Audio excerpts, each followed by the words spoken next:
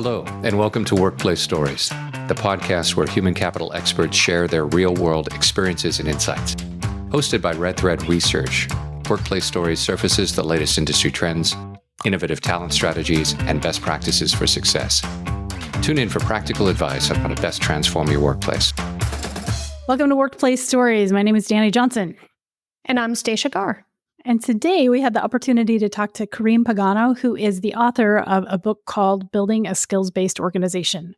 We've had the chance to work with Koreen in the past, especially over this past year, and we agree on a lot of things. And so it was a really fun conversation, but she also taught us some things. Stacia, what stood out to you?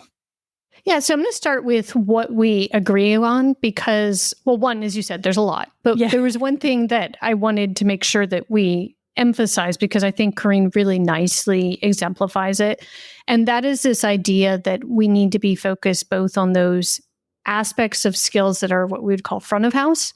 So meaning things like the partnership models, the way that we communicate about skills, the culture, all those aspects, as well as the back of house things. So data, technology, our infrastructure and architecture, all that kind of stuff. So I think there's a lot of folks who focus on one of those areas, but not on both. And Koreen focused on both. And I think that was a really nice part of the conversation. There were a couple things, as you mentioned, that she taught us. And for me, one of them was she was talking about using skills data as an early signal with regard to, actually retention was the example she used, but you could see skills data being an example of all sorts of other things if you're able to capture it during the talent acquisition process or later. But she gave an example of them being able to see some specific durable skills that their candidates had that would then translate into much longer employee retention. So that was a really cool example. And then we got into a discussion on one of my favorite topics at the moment, which is tasks. And you and I have not written anything yet because we can't agree. But this conversation, I think, advanced our thinking on this. And we were talking about how first, a lot of folks are running to tasks maybe because they think skills are too hard, and how that actually might be a bit of a misnomer because tasks are so much more varied than skills, and there's so many of them. But so many people are running to them because, as I've said before, we see tasks as kind of the Rosetta Stone between what people do and what machines do. But what we talked about today, which I think is really interesting, is do we need to be thinking about the tasks of today, or instead rethinking the processes and the work that needs to get done and designing the tasks of tomorrow? And maybe those tasks are different because the machines can do some aspects of them and the ones that the humans can do are different. And so I think what we talked about was we're kind of stuck in this model right now of thinking about the tasks that we do at the moment and what can machines do, but maybe we should actually just be rethinking the whole thing, which I thought was a really rich discussion. I did too. She was actually able to articulate something I've been trying to explain without having the words for a while, which is, one of the reasons we haven't talked about is we use the analogy of as a manager. A good manager tells you the outcome they want. They don't tell you how to do it. And I feel like we're focusing on the how to do it. It feels like a gigantic exercise in micromanagement when we talk about tasks. So that's where I've been struggling with it. But she said, as you mentioned, like that whole discussion about should we even be worrying about tasks right now? Skills have a longer shelf life. They're more durable. We're going to need skills no matter what. But the tasks are going to change, and they are changing so rapidly with the jobs changing because of some of the things that are going on in the world right now that maybe we should be thinking about it differently. I really liked that. There were a couple of other things that really stood out to me too. Koreen and I worked on a skills verification project. So, skills verification and data came up. Different types of verification enable different types of decision making, which I thought was interesting. You can make some decisions with self-reported data, like directional, how much should I spend in L&D to develop this type of skill, versus ones that affect people's lives, like this person is right for this job, probably need higher fidelity types of data. So that got raised, which I really liked. She also introduces in her book a model, which I learned when I was working with her, called 3 V's. And it's basically a way to provide more fidelity in your data or help your organization trust the data more. The 3 V's are validity, how valid that data is using the type of verification methods we talked about, how much there is, so volume, and then variety. Is it coming from different sources? And I think that's a really solid way to think about it, and one that we don't really address a whole bunch. A lot of the vendors choose one or another, but don't necessarily dip into all of those. So it was a really cool thing. As we were listening to her, I was thinking about, as one does with a brain like ours, are there other V's? And what came to mind is velocity, right? We've talked a lot about velocity and the frequency with which somebody demonstrates a skill and whether that is a factor. And she didn't mention it, but that was something that came to mind as we were listening to her. Yeah, that's so funny. We actually did address it in our project, which you haven't seen or heard yet. But it's really interesting. There are lots of things that determine the fidelity of skills data and which skills data is right for that thing. I think the one last point that really struck me was her sort of difference with a lot of organizations today of building a skills structure around a job architecture. So when we first started, skills was sort of separated from job architecture. In the intervening years, most organizations start with job architecture to build a skills ontology or taxonomy. She didn't poo-poo it, but she did sort of hint that maybe it was an okay place to start, but not an okay place to end because of the data. If you have a job architecture and you're building your skills database around your skills data and data structure around a job architecture, what happens in the near future when those tasks change and those jobs change and those roles change? Is your skills data architecture flexible enough to handle all of that stuff? It was a really interesting discussion. It was a really, really great conversation. We love Koreen. We love her book. And this was just a fantastic conversation that taught us a lot as well. So please take a listen.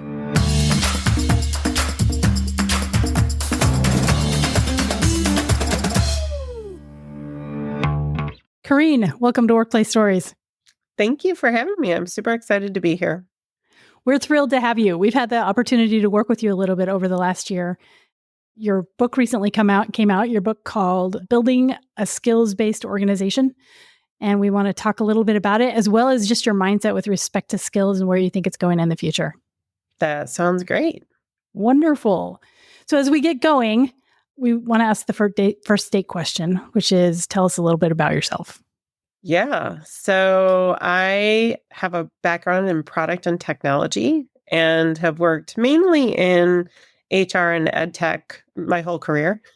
So worked at some kind of greatest hits like LinkedIn and lynda.com and D2L, Degreed, Wiley, and have worked on products and initiatives both around building skills, I would say early in my career, and then for the last 8 or so years on really what are these things called skills? How do we measure them? How do we help organizations have better insight into the capabilities of their people? Last year, wrote a book, just came out a few weeks ago.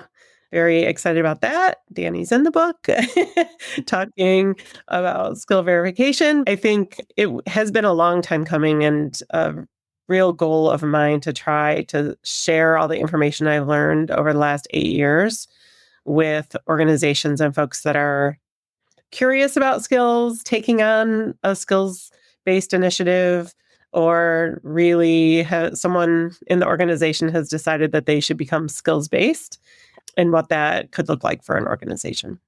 So that's awesome background. We'd like to give you a chance to share a little bit more with the audience on why they should listen to you. Oh, well, so I started really thinking about, or I would say my first introduction to this concept of skills was back in 2017, 2018. I was working at D2L. I was leading a lot of their corporate strategy, but they also have, if you know who D2L is, they have a really large higher ed customer base.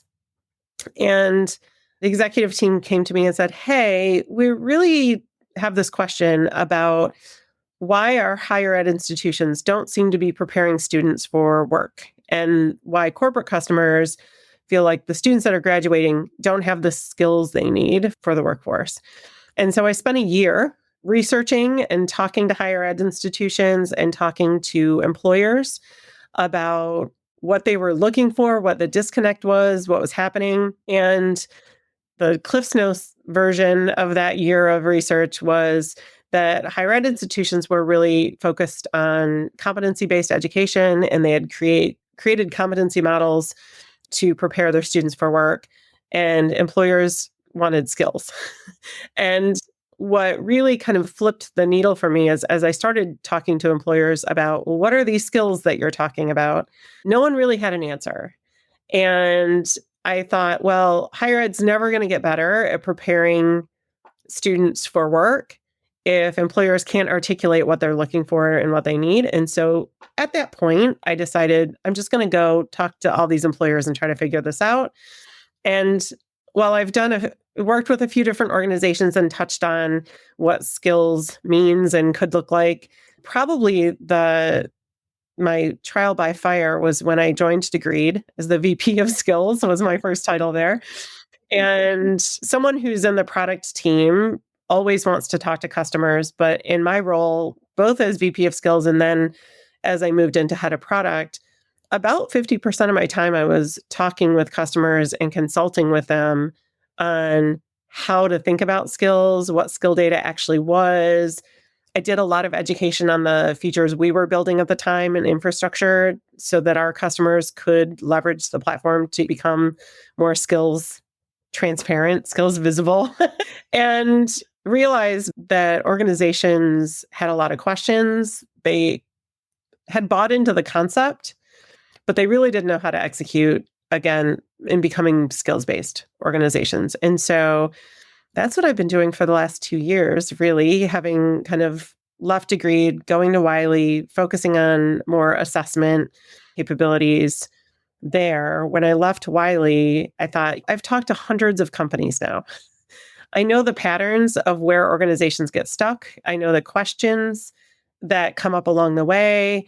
And if I can help organizations think through those speed bumps or kind of friction points before they're getting in the middle of it and get stuck, then that was my goal. So a long way of saying I'm a skills geek, and I've talked to and seen so many organizations going through this process. That was really the impetus for writing the book and wanting to share those lessons with other organizations. I think it's interesting. You said that you kind of started on this journey about 8 years ago. And I think we started maybe very shortly thereafter. And it's just fascinating how much the space has changed and where customers are and the speed bumps that they're hitting have changed. But, the fact that they are still on this journey, so many of them are still on this journey. And it's really kind of one of those things where we've kind of gotten to see it from the beginning through to, we're certainly not at the end, but certainly through to this moment. Yeah. One of the things that I love talking to people about this, usually after a drink or two. Them, not me. For those of you who don't know, I'm dry. I don't drink. But what I think is really interesting about our conversations, Koreen, is the front and the back. So people can usually talk to the back end of skills and what that looks like, or the mindsets and what needs to happen in the front end as well. But you're one of those rare individuals that actually talks to both. And we have found it really important in our skills work. We've done some stuff on like building a skills strategy. You mentioned skills verification, skills tech. Stacey's currently writing something on skills architecture. It's really important that both sides of that are considered at the exact same time, and one doesn't outrun the other because you get a disaster if that's the case. And I'm curious, you have eight years in this journey as well. Is there a time, can you pinpoint how long ago it was when you're just like, oh my gosh, this isn't just, a fun idea and a great thought exercise, but this is actually how we're going to be doing things in the future? Yeah, I mean, certainly when I started, I saw this as a communication challenge between higher ed and employers. And I thought, well, if we can solve this communication challenge, then maybe we can better prepare people for the workforce. And that would be a noble goal to spend my life trying to do. But I actually think when the pandemic hit, and I was at Degreed at the time, and the types of questions that organizations started to ask about their people in the organizations dramatically shifted and had a different sense of urgency. And because of that, I thought that probably was the point at which I thought, okay, this isn't a translation problem between higher ed and employers. This is a business critical need of companies to have more visibility into the skills that their workforce has. And that to me felt like the moment in time where I really felt like this was inevitable. That eventually, I've been noting some of my former Degreed colleagues that are on LinkedIn right now that are talking about how we have such good data in other areas of the business, but we have such little or poor data about the capabilities of our workforce.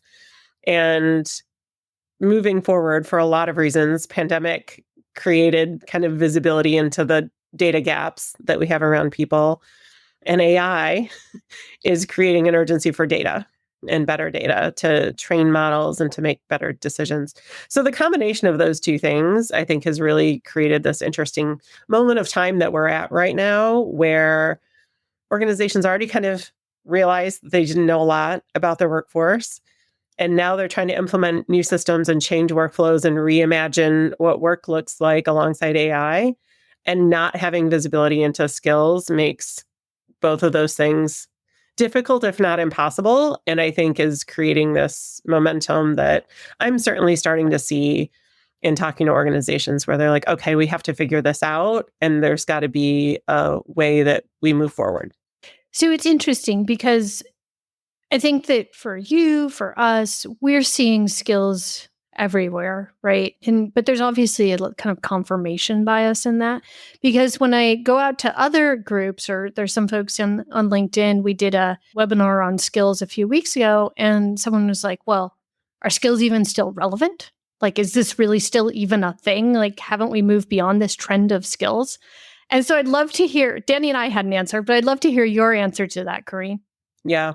I think there's a lot of confusion in the market right now about what skills actually are and what they do. And even I was at a big conference last week, and someone came into one of the sessions and said, well, I just went to another session and said, we don't need to worry about skills. We have to focus on tasks. I clutched my pearls. I was like, oh no, like, people haven't even wrapped their head around what this skills thing is. And now we're like confusing them and saying, oh, no, it's not skills, it's tasks. And I don't think that we're past skills. I don't think organizations have actually solved the problem of understanding the human capabilities in their workforce. And more common comments I heard last week when I had the kind of benefit of hundreds of people getting to talk to about this intersection of AI and skills. More and more folks, I think their organizations are coming to them and asking questions about human skills that folks don't have the answer to. So I don't think it's going away. I don't think we certainly haven't solved it or moved past it. I think organizations have struggled because it's really complex and it's not a project. It's a transformation of how they do business, how they think about data. I think organizations haven't even really started. Most of them haven't even really started to figure this data challenge out. I think it will continue over time. I think we're actually at the beginning of the curve. So the naysayers, I hear the feedback of like, is it worth it? This is hard. What is the impact to the business? Should we be doing this? And whenever anyone tells me that their organization has said that they have to figure out skills, I ask them why. Because it is hard and it takes a long time and it's a complicated process.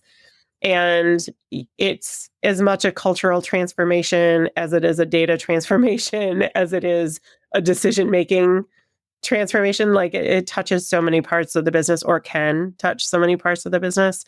And it forces people to work together in different ways than they typically have before.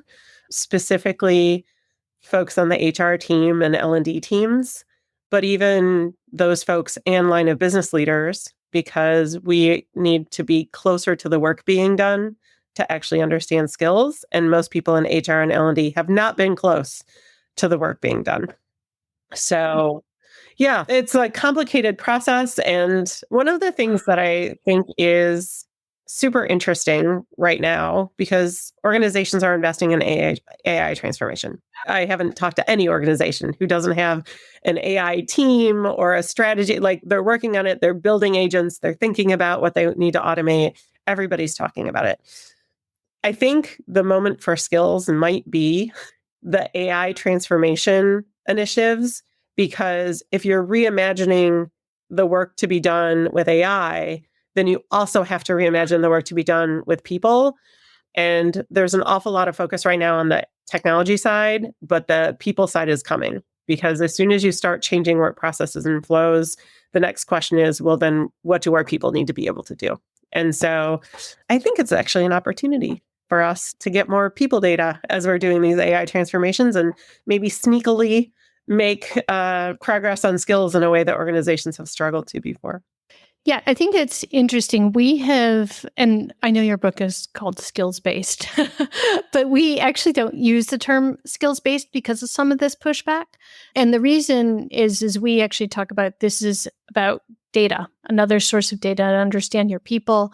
And I think one of the misnomers we were hearing at least about a year ago was people saying, well, does this mean like I throw out all of my competency data? Do I throw out all of this other data? And it's like, no, if that's useful to help you make better decisions about people, combine it with the other data. The whole thing is about getting more data to enable us to make better decisions. And that's the heart of this transformation, is to go from gut to data.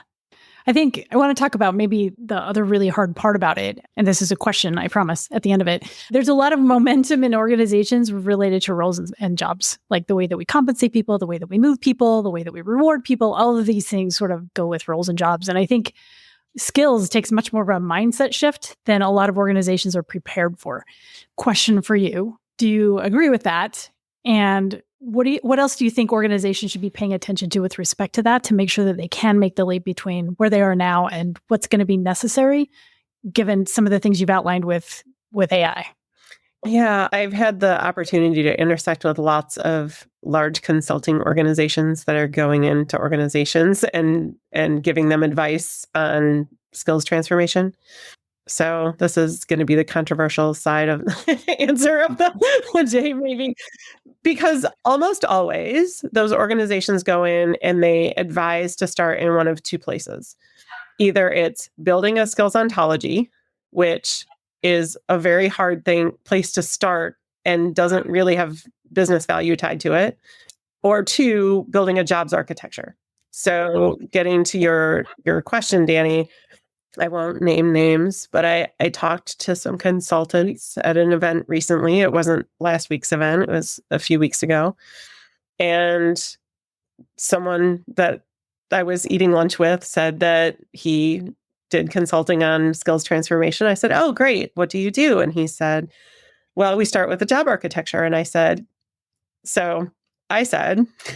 he didn't know who I was. I said, how do you justify building a skills architecture or a job architecture as a first step for skills if the consensus is that jobs are changing rapidly and the jobs that exist today may not exist in 2 years in the format that you're building the architecture around? And he paused, and then I realized his boss was sitting next to him. And then one of the speakers at the conference had walked up, who was also a colleague of his, and they laughed and said, well, I guess that's job security. And I had this moment where we continued to have the conversation because I, of course, was taken aback.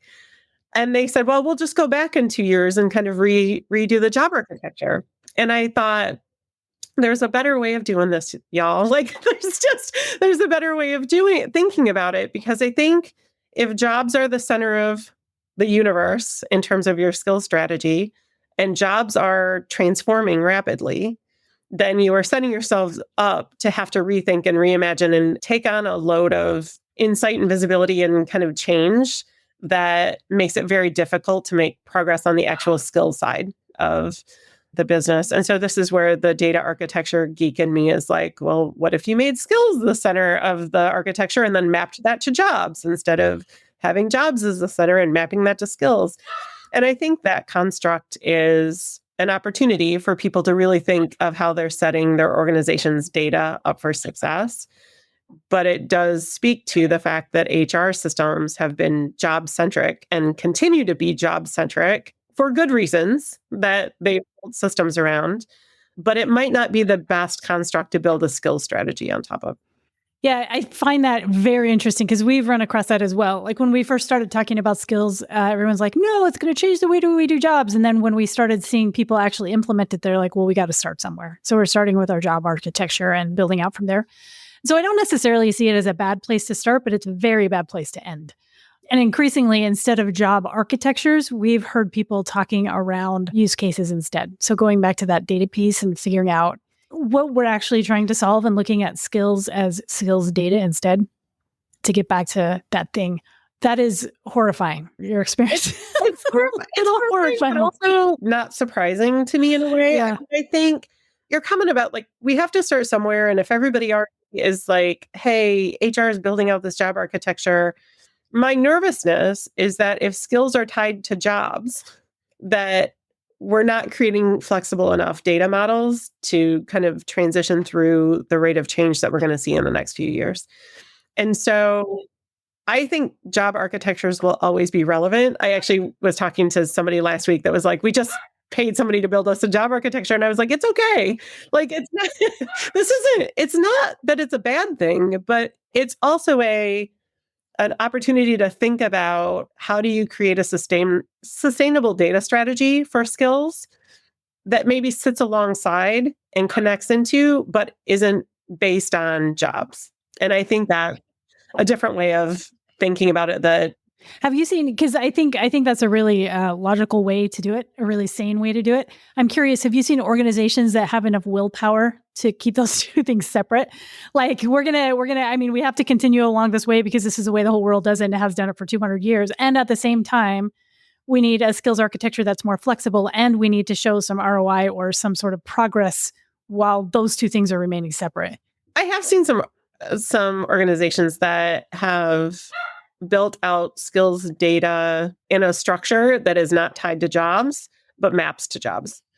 But it does require, I mean, we could talk about the tech and vendor landscape right now because that is also pretty immature from a skills tech perspective. And some of those folks have built their systems around jobs. And so the other thing that I often say is that if you talk to a tech vendor as your advisor on your skills strategy, they're going to advise you on a strategy that makes their system work. It might not be the best strategy long term, but it will be the most effective strategy to implement their product. And I know that because I've been on that side of the house and I know how that process works. It doesn't mean that they're advising you on the most flexible, sustainable model. And so the organizations who I've seen who have more flexible models have built out their own data systems, not tied to a technology vendor, and then map that data in. And so I think that's not a possibility for a lot of organizations if they don't have the capabilities and function, especially smaller org. But for larger organizations that are taking this on and are thinking about how to scale this for years to come, I think it's a real consideration to think about, can you create and own your own databases and structure them in the way that makes them sustainable and just map into the vendors that you use? So yes, the short answer is I have seen companies do it, but you know what? I've even seen a really small company do it who couldn't afford to buy a tech vendor and just said, we're just going to start saving this data and then we'll just map it into jobs. But, you know, sometimes the creative solutions end up being the best solutions when you're resource restricted. And I think I've seen companies do it. And when I see those models, I think, okay, well, you're going to survive all kinds of changes in the tech landscape and all kinds of changes in the job architecture models and landscapes because you've not tied your data to those structures. So we're going to take a little break and get to know you a little bit better, Koreen, and jump into our lightning round. So first question, what was your last Netflix binge? Ooh, I just finished The Diplomat. Oh, all seasons or just, I haven't watched so many seasons. Yeah, I have binged them all within like 2 days of each other. I didn't even intend to watch it. Honestly, I just kind of came up and I was like, oh, that's interesting. Felicity. I mean, that ages me. I shouldn't. Right. Haven't seen Carrie Russell or something in a while. Let me watch this show. And I was fascinated by the dynamics. So many things, so many good things in the series about relationship dynamics. But for me, a professional career woman and balancing personal relationships and like professional ambition and how that all plays out in this kind of pressure cooker environment was super fascinating. And yeah, I loved it. We watched the first 2 seasons and the cliffhanger of the second season just pissed us off. Oh yeah.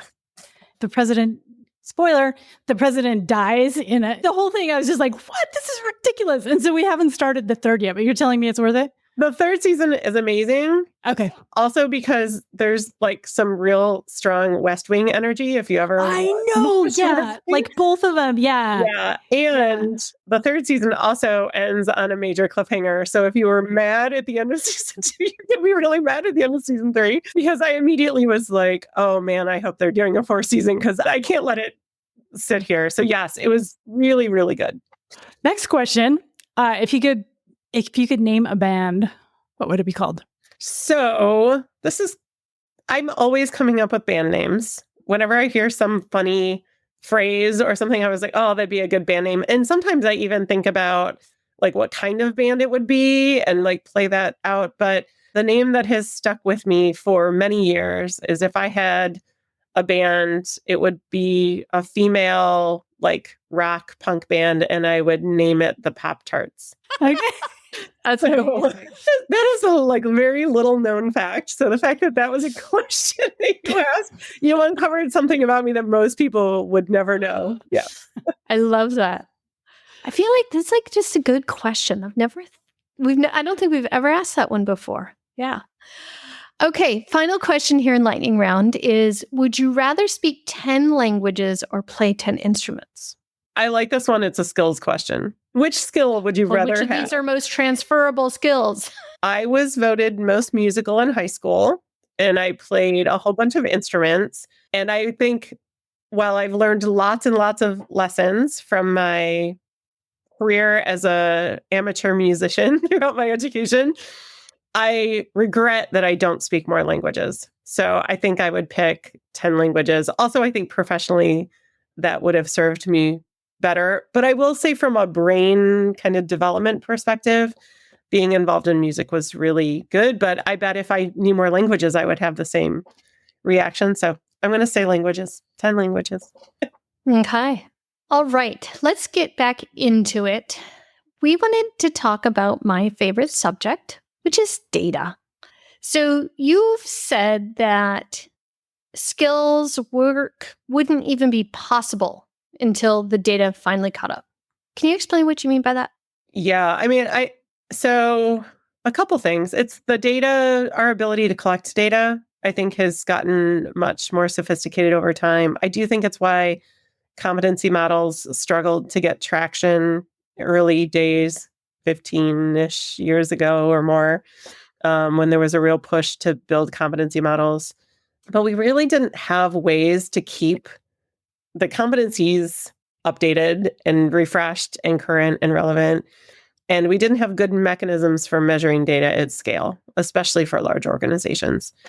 And so while I think in all organizations there are pockets of data about skills that exist, and some teams get more sophisticated than others, I think the scalability of data and ongoing measurement and data collection didn't really get good until a couple of years ago. I mean, even when I was working on skills products early days, it was difficult to figure out how to maintain and refresh data and databases. So I think we're getting to a moment in time where we all know inference is out there now, and inference of skills, that we can infer a lot more data. We can get into the conversation of the validity of that data and like the quality of inferred data, but we can certainly collect a lot more data. And we have technology now that are so entwined with our work that we're capturing a lot of actions and things that just weren't measurable before. So I think it's both new ways of measuring, and scalability has really improved with technology. So I think this is interesting because we did a skills verification project together, and I learned a ton from you. We used the Red Thread basic skills verification structure, but you taught me a ton in there. One of the things that we see a lot of organizations do is use self-reported data, and that's, again, a decent place to start, but a terrible place to end. One of the things that you introduced to me was your 3V model, and I wondered if you could just explain it a little bit, because I think it builds on what you just said. Yeah. And it's definitely a simplified view of getting good quality skill data, but it is also a big driver of why I wrote the book. I joke that if I wouldn't have written the book if it was just like on the transformation process. It was really the data chapters that I felt like is where a lot of folks struggle. So the fact that Stacia, you're a data person like I am is lovely because this is what I think about a lot is how to get better data. So my 3V model is based on kind of three parameters that I think about in terms of building trust in skill data. The first one is validity. And validity is really talking about the mechanism for collecting the data and how valid is that mechanism of measuring the skill that you're saying that it measures. And so validity of any measurement type can contribute to how well trusted that data will be. So self-reporting, which you mentioned before, tends to be a pretty easy type of data to collect, and you can collect it over and over again over time. But the validity varies greatly, and the trust in that data varies greatly from organization to organization. So validity, where a certification or some like formal observation, which is another type of validation category that you talk about in your model, like that's a much higher validity measure because you are observing and collecting real data. You have statistically proven methods of validating capability, different types of assessment models, et cetera. Validity is important, 1V. Second V is variety. And so one of the things that I found in working with organizations is if you only collect one type of data, then the biases of that data start to erode trust. And it's actually through a combination of different types of measurement and agreement across those data points that you start to build trust in the data. So variety of different measurement formats is actually helpful in increasing the value of that data as the organization, because now you can look at agreement of data points or disconnect of data points and then dig into why. And you start to narrow down that piece. And then the third V is volume, which we were just talking about inference. And my kind of go-to saying here is if you only have one data point, like that's okay. Maybe if it's a really highly valid data point, that might be enough. But the more data points that you have and the more agreement you can kind of see in trends across that data, the more it builds trust in the skill as well.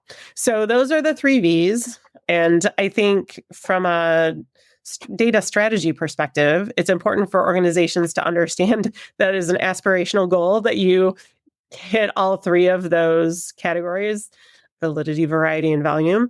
But it is I think, a way of looking at how are you thinking about building trust over time and collecting more and more data that can give you better visibility. And it allows you to, from a strategy perspective, as you're building this out, figure out where you want to start from. Because we see some organizations right now that are going for volume and saying we're just going to infer a whole bunch of data and then we're going to look for agreement. And as Danny and I work together, like the type of decision that you're trying to make with the skill data actually also influences, like, do you need higher validity data? Do you need more agreement across data points? Like, or do you just need some general directional insight, in which case inferred data might be an okay place to start and you have a whole bunch of data to start. But if you're making decisions about whether Stacia or Danny or Koreen are the better candidate for a particular role, you probably need higher validity data because it's a higher risk HR decision. And so those are the types of lenses that you really need to apply in thinking about your data strategy. Great. I think that's helpful. One of the things we talk about in our workshop in particular is how important it is to tie decisions, especially around data and which data you use and how you validate them, back to your scope and purpose. Like, what are you trying to do with skills and how is this being used? And particularly in the early use cases where you're trying to show value. Because to your point, decisions about humans need more valid data, and decisions about other things it might be okay if it's just directionally correct. One of the things you've also talked about is around surfacing early signals with data. So confidence dips, performance gaps, maybe even potential retention issues. Can you give us some examples of how you've seen some organizations be able to course correct using skills data? Yeah, I mean, a lot of it comes down to the business problem that they're trying to solve and the quality of data they're able to collect around that problem. But I've worked with so many organizations now that I've seen some organizations really be able to answer some critical business questions. I talk in generalities because I've worked with companies and I'm like, oh, hope it's okay to share this example. So I'm going to talk about a financial institution that found through data that there was a milestone that new hires reached, which was a year. If a new employee stayed for a year, they would stay for 4 or 5 years, and sometimes much longer. And so they started to look at correlations to predict what's the likelihood that how do we know who we will hire that will stay and meet that 1-year milestone? And so they started to look at skills and skill data, like what was the skill profile of those new hires, and could they correlate that to the folks that stayed? And they did identify some skills that people would enter the organization with, and a lot of them were what I would call human skills. They weren't technical skills or job skills, but they found that they identified 3 or 4 skills that were indicative of someone's long-term success in their organization. So then they started to use that data to screen candidates in the hiring process and try to improve their retention rate to get to that first year.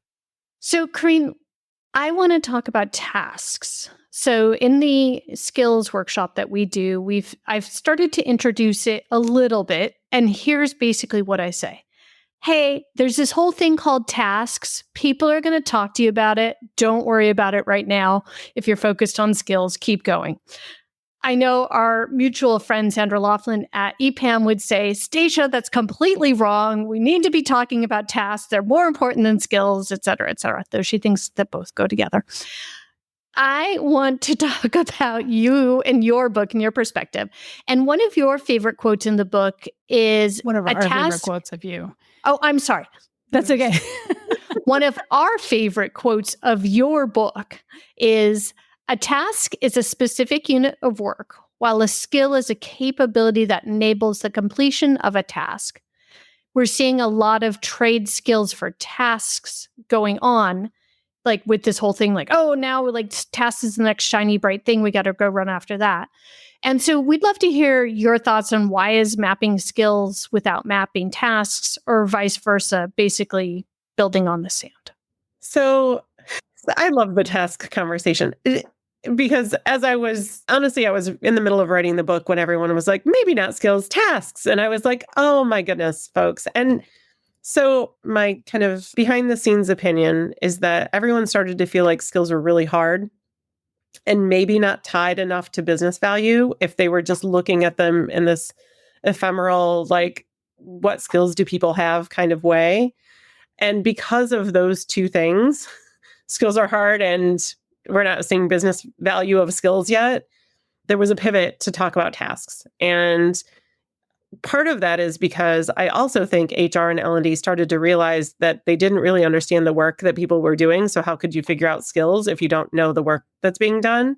Totally fair. And so I had the conversation I had at the conference last week around, like, do we need to forget skills and just focus on tasks? I was in the audience of the session where that question was asked, and I had to raise my hand to answer it. Luckily, it was Cami Bean that was presenting, and she was so gracious and was like, let's ask Koreen. She wrote the book on this. My answer at the time, and this is still my answer, is that skills describe people's capabilities and tasks describe the work to be done. And in order to really derive business value and solve a use case, you both need to understand the work to be done for most use cases, and you need to understand the human capabilities. There are some exceptions, but even the exceptions, I would say that's the exception I had in my brain was actually around hiring for roles.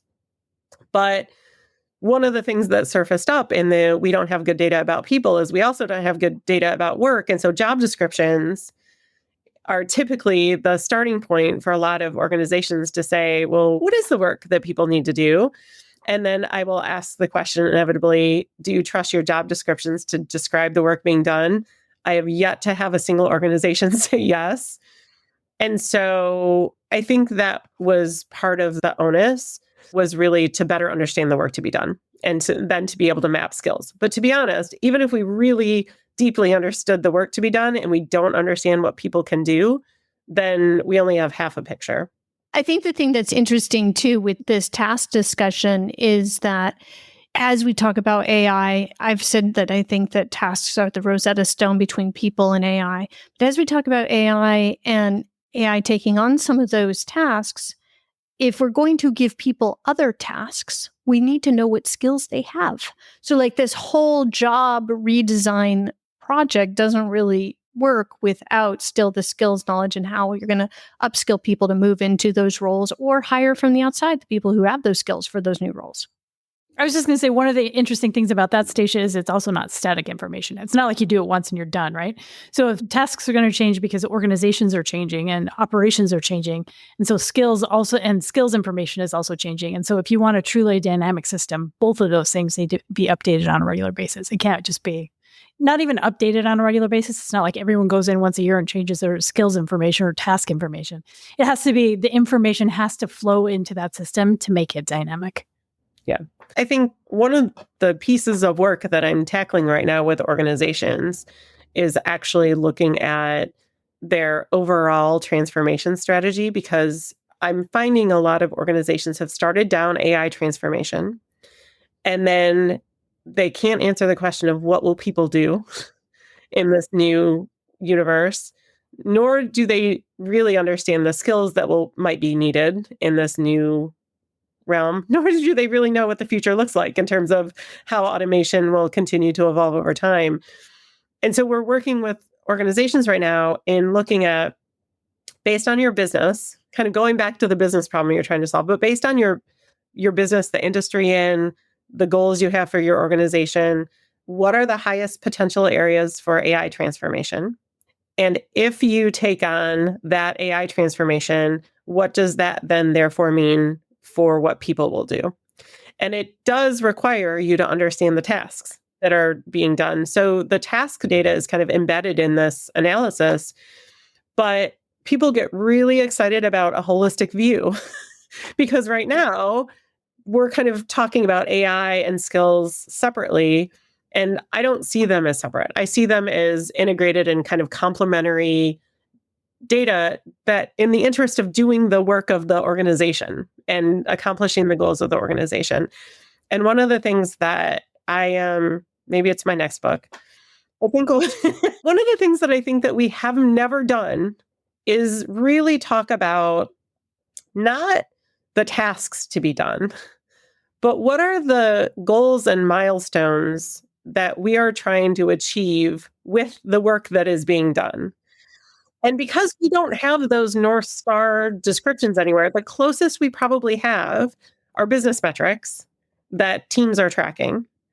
But we've never translated that into, if this is the goal of what we're trying to accomplish, what is the work that actually needs to be done to accomplish that goal?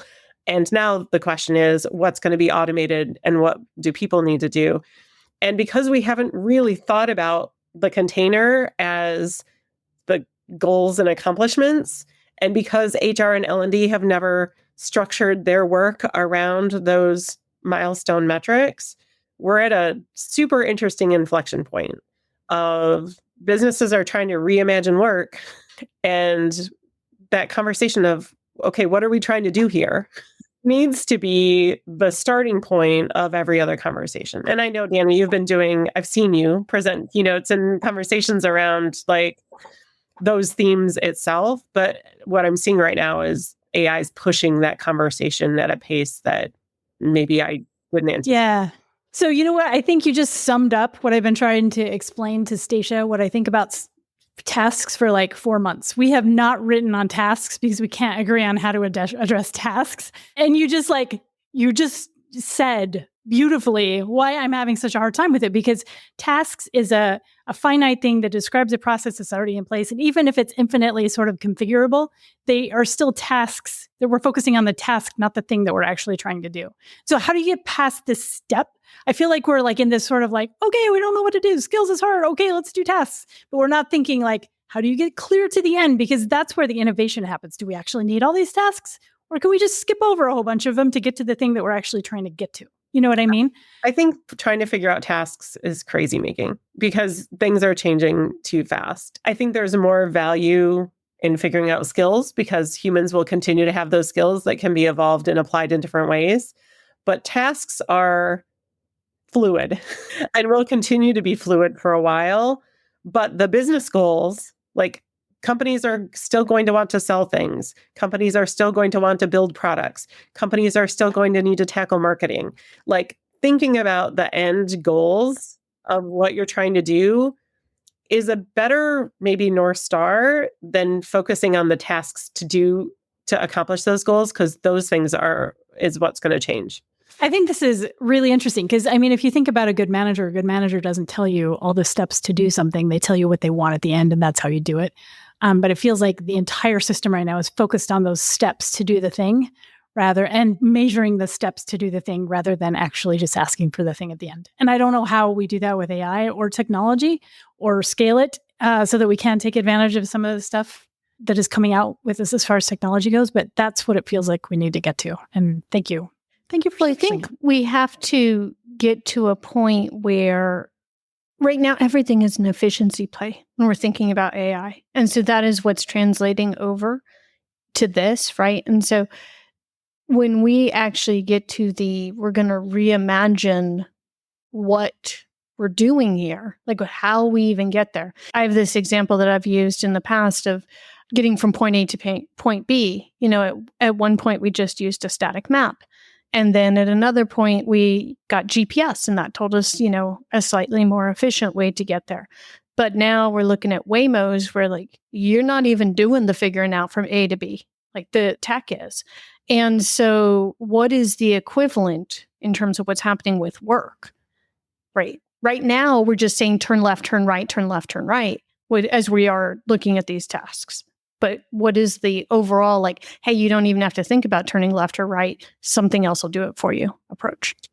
Which I think is where we're headed. And I also think why people are trying to get a handle on this task data component, because they're like, well, if we can just describe all the things that need to get done, then we can create this vision of like, how do we divide and conquer between technology and humans. But I don't, to your point, Stacia, like, I don't think it's just taking the tasks that we're doing today and divvying them up between people and tech. It's really like, we will get to a point where there's an innovation layer where we just don't have to do some of the stuff that we do today. And so the task exercise, if folks think that they're going to map all of the tasks in their organization and then figure this out, the same thing will happen that happened with competency models, which is like, by the time you have it finished, it's already outdated. And how will you ever keep up with that? So for me, it is important to understand the work getting done. It's important to know what the benchmarks are for success and to know what the end result goal is of the work to be done. And then we're going to be just in an experimentation phase for a while of like, what can we automate and create more efficiency around? What can we innovate and create new mechanisms and patterns around?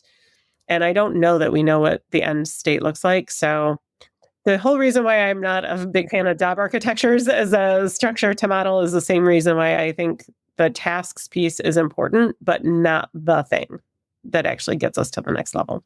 Koreen, thank you so much for being with us. This has been not just fun, but pretty enlightening. Thanks. Danny knows I could talk about skills all day. I love it. And Stacia, this is the first time we really got to interact. So I'm looking forward to future conversations. But yeah, it's been great. Thanks for having me. 2 questions to wrap up. The first one is, you wrote this great book. How do people get a hold of the book and how do people contact you? The book is available on all online retailers where you would normally order books from. It was published by ATD. So if you're against big, large online book retailers like Amazon, you can go directly to ATD and buy it. But certainly Amazon is usually where folks go. And yeah. Or find me at a book signing because I'm popping around. You're doing those, which is awesome. I'm signing and shaking hands and writing fun inscriptions and books, which is great. Yeah. Awesome. And then I think we're going to wrap with our purpose question. We're going to wrap with our purpose question, which is, Koreen, why do you do the work that you do?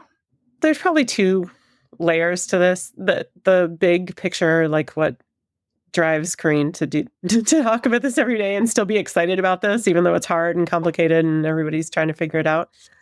I think that if I can have a small impact on people being able to find the things that they're good at and map that to their careers and the work that they do every day, that I will have done something important. I'm going to get choked up. Oh my gosh. Why did you do this, Stasia? You got me. This is what we do. This was a professional podcast. So I have 7 kids, which I always drop in as a shock note. And my kids the youngest is 18, and the oldest is 27. And I think about what their career trajectory is going to look like and the world that they're entering. And so a big part of the reason why I do this is for my kids. Can I make better sense of this world of work that they're entering and to help them have fulfilling lives and careers? That would be amazing. They have no idea what I do. So I'm doing this behind the scenes very clearly. But yeah, I think about them a lot.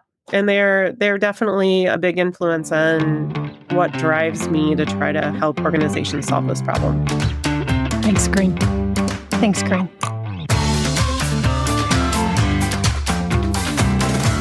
Okay, that's a wrap for this episode of Workplace Stories. If you like what you heard, please subscribe to our podcast so that you can be the first to know about future episodes. For exclusive access to our research, insights, and a vibrant network of human capital leaders, consider joining the Red Thread Research community. Visit redthreadresearch.com to learn more and to take your workplace to the next level.